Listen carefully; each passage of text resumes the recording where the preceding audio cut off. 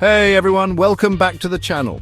Today we're diving headfirst into the world of IP addresses. You know those cryptic numbers that get thrown around whenever you talk about networks? Yeah, those things. They might seem like magic, but trust me, they're not as complicated as you might think. We're going to demystify IP addresses, break them down into bite-sized pieces, and by the end of this video, you'll be able to impress your friends with your newfound networking knowledge.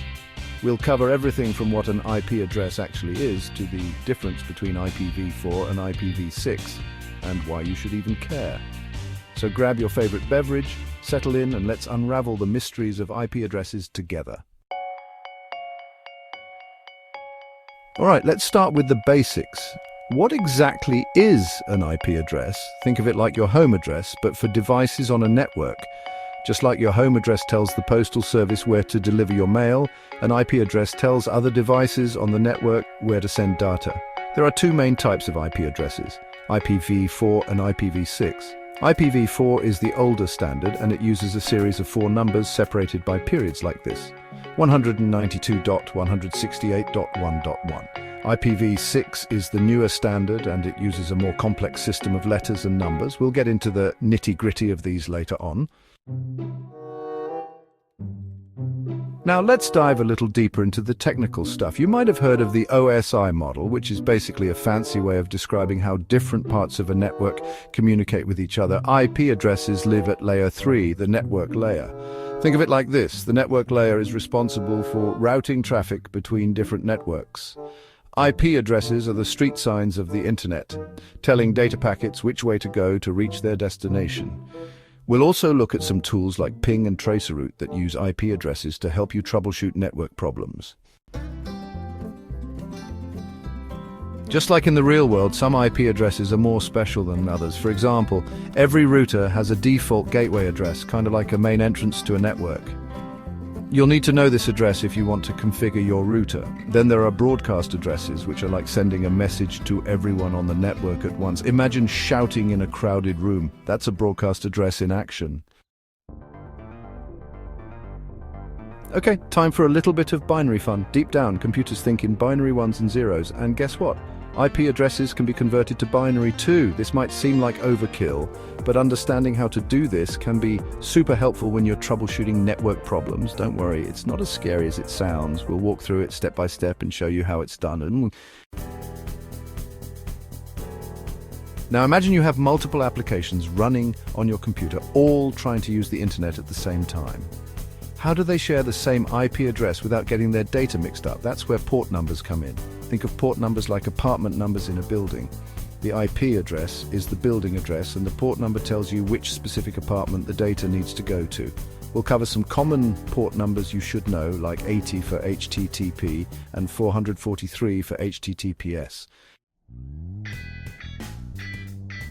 If you're into cloud computing, you've probably heard of EC2 instances from Amazon Web Services. These virtual machines need IP addresses too. We'll talk about the difference between static and dynamic IPs for EC2 instances and why you might choose one over the other. We'll also cover public and private IPs in the context of cloud computing. Think of public IPs as your public-facing address on the internet, while private IPs are used within your own private network. Let's face it, networking problems happen to the best of us. Maybe you're experiencing lag in your favorite online game, or maybe a website just won't load. We'll go over some common IP-related issues and show you how to troubleshoot them using tools like ping, traceroute, netstat, and telnet. These tools are like your network detective kit, helping you pinpoint the source of the problem. We'll show you how to use them like a pro. All right, let's take a breather and recap everything we've learned about IP addresses. We've covered a lot of ground, from the basics of what an IP address is to the differences between IPv4 and IPv6, public and private IPs, and dynamic and static IPs.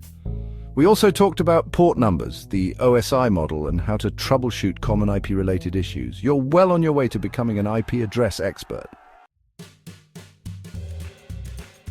Now that you're an IP address whiz, let's talk about some practical applications. We'll give you some tips on assigning IP addresses in your home or office network. setting up port forwarding on your router, and securing your network using firewalls and AWS security groups. These practical tips will help you put your newfound knowledge to good use and keep your network running smoothly.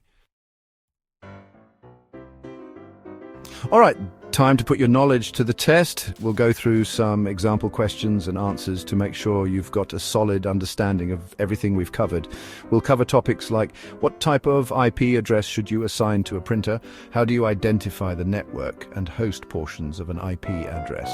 Don't worry, we'll walk through the answers together and explain the reasoning behind them. Congratulations, you've made it to the end of our IP address deep dive. You now have a solid understanding of how IP addresses work, the different types of IP addresses, and how to troubleshoot common IP-related issues. You've learned about port numbers, the OSI model, and even how to configure basic network settings. You're well on your way to becoming a networking ninja. So there you have it, folks. I hope you found this deep dive into the world of IP addresses helpful. Remember, networking doesn't have to be a black box of mystery. With a little bit of knowledge, you can demystify even the most complex networking concepts. If you enjoyed this video and learned something new, don't forget to give it a big thumbs up, subscribe to the channel for more tech goodness, and hit that bell icon so you don't miss any future uploads. And as always, thanks for watching. Keep on learning, keep on exploring, and I'll see you in the next video.